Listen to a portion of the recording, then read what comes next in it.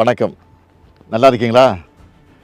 இது பட்ஜெட் பற்றிய உங்களின் ஒருவன். பட்ஜெட்டுக்கு முன்னாடி நீங்க போட்ட ட்வீட்டே நேஷனல் நியூஸ் ஆயிடுச்சே. ஒன்றும் இல்லை, பட்ஜெட் லோகோவை வெளியிட்டு இருந்தேன். மொழி கொள்கையில் நம்ம எந்த அளவுக்கு உறுதியாக இருக்கோம்னு காட்ட அதில் ரூன்னு வச்சுருந்தோம், அவ்வளவுதான். ஆனால் தமிழை பிடிக்காதவங்க அதை பெரிய நியூஸ் ஆக்கிட்டாங்க. ஒன்றிய அரசுக்கிட்ட 100 நாள் வேலை திட்டத்துக்கான சம்பளத்தை தாங்க, பேரிடர் நிதி தாங்க, பள்ளி கல்வி நிதியை விடுவீங்கன்னு தமிழ்நாடு சார்பாக 100 கோரிக்கை வச்சுருப்பேன். அதுக்கெல்லாம் பதில் பேசாத ஒன்றிய நிதியமைச்சர் இதை பற்றி பேசியிருக்காங்க. அவங்களே பல பதிவுகளில் ரூனு தான் போட்டிருக்காங்க. ஆங்கிலத்துலேயும் எல்லாரும் ருப்பீஸை சிம்பிளாக ஆர்எஸ்ன்னு தான் எழுதுவாங்க. அதெல்லாம் பிரச்சனையாக தெரியாதவங்களுக்கு இதுதான் பிரச்சனையாக தெரியுது போல். மொத்தத்தில் இந்திய அளவில் நம்ம பட்ஜெட்டும் இட்டு தமிழும் இட்டு. பட்ஜெட்டுக்கான ப்ரிப்பரேஷன்லாம் எப்படி பண்ணீங்க? முதலமைச்சருக்கான பொருளாதார ஆலோசனை குழுவில் நோபல் பரிசு பெற்ற எஸ்தர் டப்லோ, அறிஞர்கள் ரகுராம் ராஜன், ஜான் தீரேஸ், அரவிந்த் சுப்பிரமணியன், நாராயணன் போன்றவங்க நிறைய ஆலோசனைகளை வழங்கினாங்க. மறுபுறம் அடித்தட்டு மக்கள்கிட்டையும் அவங்களோட தேவைகள் என்னென்னு கேட்டு தெரிஞ்சுக்கிட்டோம். அது மட்டும் இல்லை, மற்ற மாநிலங்கள்லேயும் நாடுகள்லேயும் மக்கள்கிட்ட நல்ல ரீச்சான திட்டங்கள் என்னன்னு பார்த்து அதை நம்ம மாநிலத்துக்கு ஏற்ற மாதிரி கொண்டு வரணும்னு முடிவு பண்ணோம். இதுக்காக பல நாட்கள் தலைமைச் செயலகத்தில் மாலை 6 மணியிலிருந்து இரவு 10 மணி வரை அமைச்சர்கள் அதிகாரிகள் கூட உட்கார்ந்து பேசித்தான் இந்த பட்ஜெட்டை தயாரித்தோம். பொறுத்தவரை பட்ஜெட் எப்படி வந்திருக்கு? நான் சொல்கிறத விட இந்தியா முழுக்க வெளிவந்திருக்கக்கூடிய நாளிதழ்களில் என்ன சொல்லியிருக்குன்னு பாருங்கள். இந்த இந்தியன் எக்ஸ்பிரஸ் பத்திரிக்கையில் தலைப்புச் செய்தியாக போட்டிருக்கிறாங்க, பட்ஜெட் தட் கவுண்ட்ஸ் ஆல் அப்படின்னு போட்டு ஒரு கோலத்தை போட்டு கார்ட்டூனில் எல்லா திட்டங்களும் கொண்டு வந்து சேர்த்து அதில் வெளிப்படுத்தியிருக்கிறாங்க. டைம்ஸ் ஆஃப் இந்தியாவில் அதாவது to checkmate opposition next year, Tamil Nadu finance minister moves infra welfare பீசஸ்னு தலைப்பில், அதாவது எதிர்க்கட்சிகளுடைய அரசியல் குற்றச்சாட்டுக்களை செக்மேட் செஞ்சுருக்கு இந்த பட்ஜெட்னு எழுதியிருக்கு. இது இந்து நாளிதழில் மாநிலத்தினுடைய வளர்ச்சிக்கு வழிவகுக்கும் முக்கிய துறைகளுக்கு கிடைத்த வெற்றியை இந்த பட்ஜெட்னு எழுதியிருக்கு. கல்வி, சமூக நலத்துறை திட்டங்களுக்கு பெரும்பாலும் முக்கியத்துவம் கொடுத்துருக்குறாங்க அப்படின்னு டெக்கான் கிரானிக்கல் எழுதியிருக்கு.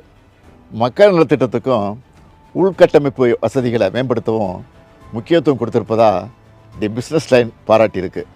பெண்கள் முன்னேற்றத்தையும் மாநிலத்தின் நலத்திட்டத்தையும் மையப்படுத்தியிருக்கிறதா தி எக்கனாமிக் டைம்ஸ் எழுதியிருக்கு. தினமணியில் நாம் வெளியிட்ட பொருளாதார ஆய்வறிக்கை பற்றி சிறப்பான தலையங்கத்தை எழுதியிருக்காங்க. இந்த பட்ஜெட்டில் என்ன இருக்குன்னு கூசாமல் கேட்குறவங்க பத்திரிக்கையாவது படிக்கணும். இந்த பட்ஜெட்ல உங்களுக்கு நெருக்கமான அறிவிப்பு எது? எனக்கு எல்லாமே நெருக்கமானது தான். மக்களுக்கு எது பிடிச்சிருக்குன்னு தெரிஞ்சிக்க சோஷியல் மீடியாவில் அவங்க போட்ட பதிவுகளை பார்த்தேன்.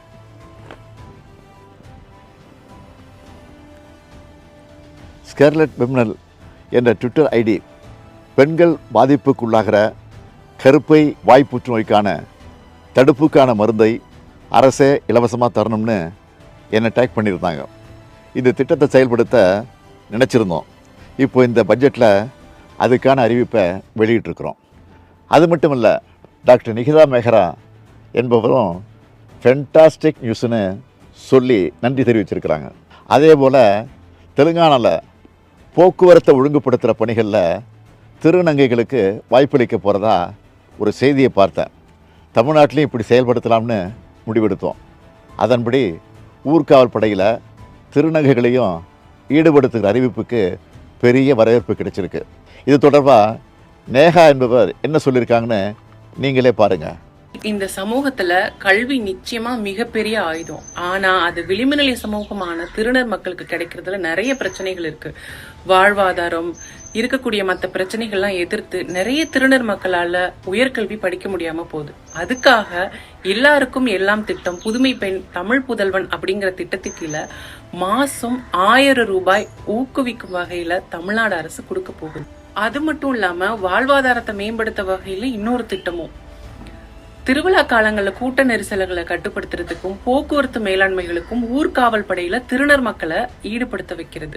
எல்லா ஊர்காவல் படையினர் மாதிரியும் மதிப்பூதியம், சீருடை, உயரிய பயிற்சிகள் அப்படின்னு சொல்லிட்டு செயல்படுத்த அரசு இந்த எல்லாருக்கும் எல்லாம் திட்டத்திலையும் சொல்லியிருக்காங்க அப்படிங்கிறது இன்னொரு மிகப்பெரிய சந்தோஷமான விஷயம்.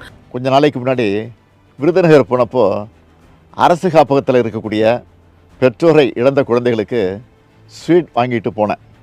காப்பகங்களில் இருக்கவங்கள நாம் பார்த்துக்கிறோம், மற்ற குழந்தைகளுக்கு ஏதாவது பண்ணணும்னு தோணுச்சு. அப்படி உருவானது தான் தாயும் மாணவர் திட்டம்.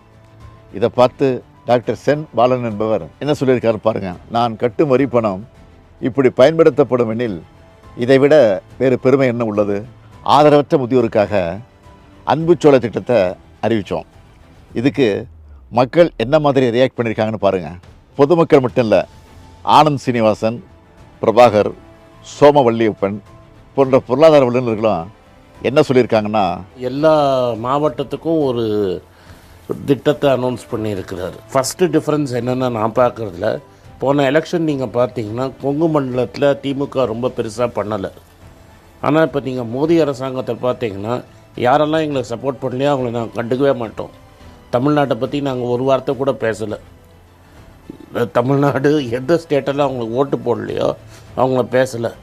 ஆனால் இவங்க அதையும் பேசியிருக்காங்க. கோயம்புத்தூரில் இந்த மெட்ரோ ப்ராஜெக்டை பற்றி பேசியிருக்காங்க, அந்த ஏரியாவுக்கான வளர்ச்சி திட்டங்களை பற்றி பேசியிருக்கிறாங்க. ஸோ எனக்கு ஓட்டு போட்டியா ஓட்டு போடலையாங்கிற ஒரு டிஃப்ரென்ஸ் இல்லாமல் பேசியிருக்கிறாங்க.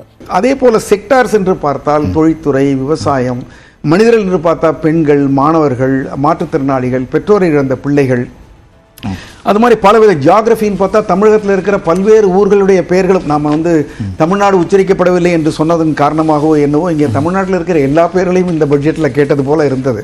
இது ஒவ்வொரு ஊரையும் சொல்லி அங்கே ஒரு தொழிற்சாலை, ஒரு ஜவுளி பூங்கா, ஒரு இந்த பூங்கா என்று சொன்னதெல்லாம் பார்த்தால் இது ஒரு பரவலாக ஒரு பேலன்ஸ்டு பொருளாதார விதிகளுக்கு உட்பட்ட அதே சமயங்களில் நீங்கள் பார்த்தீங்கன்னா அகழ்வாராய்ச்சிக்கும் ஒரு முக்கியத்துவம் கொடுக்குறாங்க, அதே மாதிரி செமிகண்டக்டருக்கும் ஒரு முக்கியத்துவம் கொடுக்குறாங்க, ஒரு புத்தாக்கத்திற்கும் கொடுக்கிறார்கள், எம்ப்ளாய்மெண்ட் அதிகமாக்கக்கூடிய ஒரு காலனி தொழிற்சாலைகளுக்கு முக்கியத்துவம் இருக்கிறது, அதிக டெக்னாலஜி இருக்கக்கூடிய தொழிற்சாலைகளுக்கு முக்கியத்துவம் இருக்கிறது. அதனால நான் நினைப்பது இது ஒரு நல்ல ஹோம்ஒர்க் பண்ணப்பட்ட பட்ஜெட்.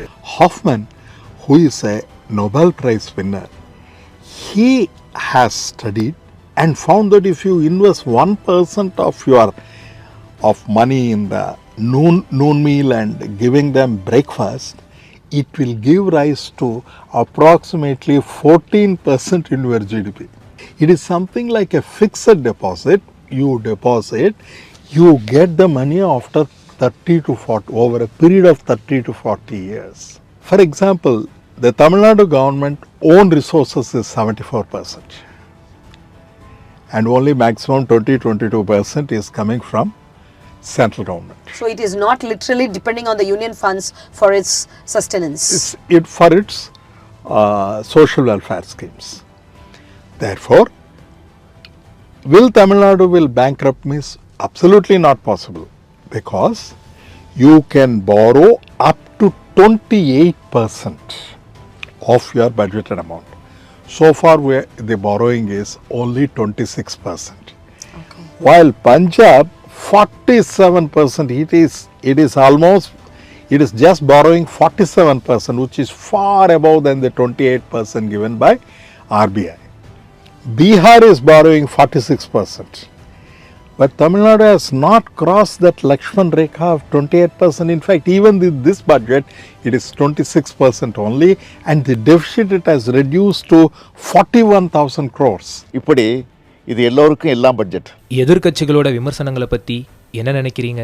ஆக்கப்பூர்வமான விமர்சனங்கள் இருந்தால் அதை நம்ம பரிசீலிக்கலாம். ஏதாவது நெகட்டிவாக சொல்கிறதுக்காகவே சிலர் சொல்கிறது அரசு மேலே இருக்கக்கூடிய வன்மம் மட்டும்தான் தெரியுது, உருப்படியாக அது எதுவும் இல்லை. இருந்தாலும் நம்ம எந்த அளவுக்கு சிறப்பாக செயல்பட்டு இருக்கோம் என்பதற்கு சில எடுத்துக்காட்டுகளை ஆதாரபூர்வமாக சொல்ல விரும்புகிறேன். 2011 2016 வரைக்கும் நம்முடைய கடன் வளர்ச்சி என்பது 108 விழுக்காடு. இதுவே 2016 2021 128 விழுக்காடாக அதிகரிச்சுது. ஆனால் நம்ம திராவிட மாடல் அரசு பொறுப்பேற்றதிலிருந்து இப்போ வர 93 விழுக்காடுன்னு இதை குறைச்சிருக்கிறோம். கடன் எல்லாமே கட்டுக்குள்ள இருக்கா? எந்த வகையில மற்ற மாநிலங்களை விட தமிழ்நாடு தனித்துவமா இருக்கு? தமிழ்நாட்டுடைய கடன் கட்டுக்குள்ள இருக்குன்னு அண்மையில் வெளியான பொருளாதார ஆய்வறிக்கையும் தெளிவுபடுத்தியிருக்கு. கடன் வாங்காத அரசுன்னு எதுவும் இல்லை. அப்படி வாங்குகிற கடனை முறையாக செலவு பண்ணுறோமா என்பது தான் முக்கியம். அந்த வகையில் எதிர்கால தலைமுறைக்கான முதலீடாக தான் திராவிட மாடல் அரசு கடன் தொகையை செலவு பண்ணியிருக்கு. அதனால தான் எதிர்க்கட்சிகளோட அர்த்தமற்ற விமர்சனத்தை வல்லுநர்களும் நாளேடுகளின் தலையங்கங்களுமே தவறுன்னு ஆணித்தரமாக சொல்லிட்டாங்க. பட்ஜெட் முடிஞ்சிச்சு, அடுத்ததா என்ன பிளான்?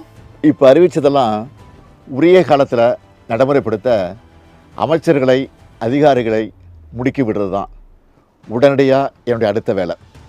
அது மட்டும் இல்லை, ஒன்றிய அரசோட நிதி ஒதுக்கீடுல ஓர வஞ்சனை, அதை பற்றி நாம் குரல் எழுப்புறதா நாடாளுமன்ற தொகுதி குறைப்பு என்ற ஆபத்து. இப்படி நம்ம மாநிலத்துக்கான நிதிக்கும் நீதிக்கும் போராட வேண்டியிருக்கு. அதையும் பார்க்கணும். 2030ஆம் ஆண்டுக்குள்ளே தமிழ்நாட்டை $1 ட்ரில்லியன் பொருளாதாரமாக உயர்த்தணும். தமிழ்நாடு எல்லாத்துலேயும் நம்பர் 1 இருக்கணும் என்கிற இலக்கை அடையணும். இப்படி நிறைய பணிகள் இருக்குது. அதனால் ஓய்வே கிடையாது. நன்றி, வணக்கம்.